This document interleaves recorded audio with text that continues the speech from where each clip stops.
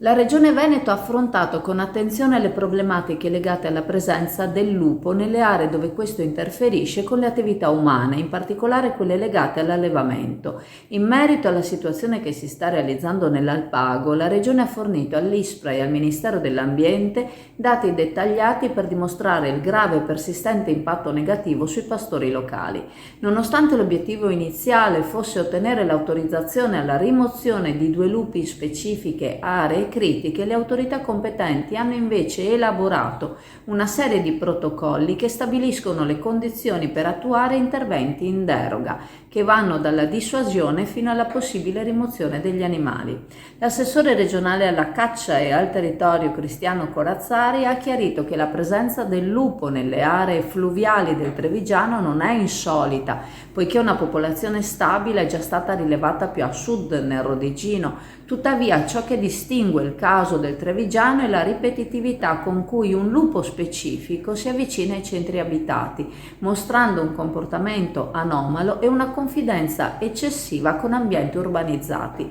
Nonostante un tentativo di dissuasione, il lupo ha continuato a frequentare le aree urbane, portando ISPRA e il Ministero dell'Ambiente a riconsiderare la situazione e a ritenere necessaria la sua rimozione. Questo ha portato all'attivazione di una procedura che coinvolge un team multidisciplinare per gestire la situazione in modo appropriato.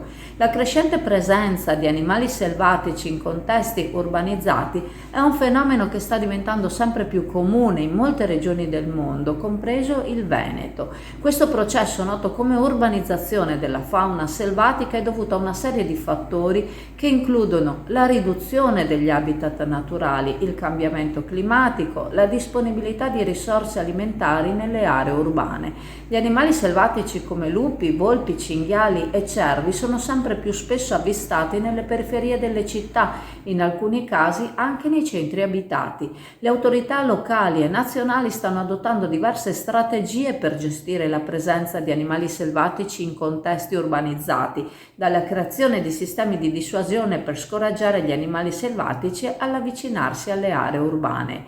I comportamenti degli animali selvatici in contesti urbani vanno comunque monitorati anche per sviluppare efficaci piani di gestione, ma vanno sensibilizzati anche i comportamenti umani, facendo capire l'importanza di rendere difficoltoso l'accesso al cibo rifiuto.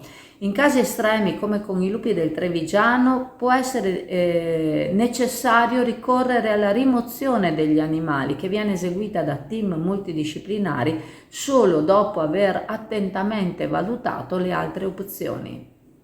E siamo nello studio del Servizio Nord-Est 2.0 e vorremmo sapere di che cosa vi occupate. Ci siamo fortemente focalizzati sui bonus edilizi, in particolare sul superbonus, quindi interventi prevalentemente condominiali di efficientamento energetico.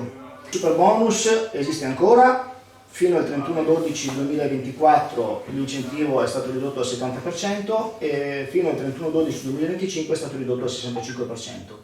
Per maggiori informazioni su superbonus e agevolazioni fiscali per le ristrutturazioni edilizie, Servizi Nord-Est 2.0, via Bembo, Sottomarina di Chioggia, Venezia.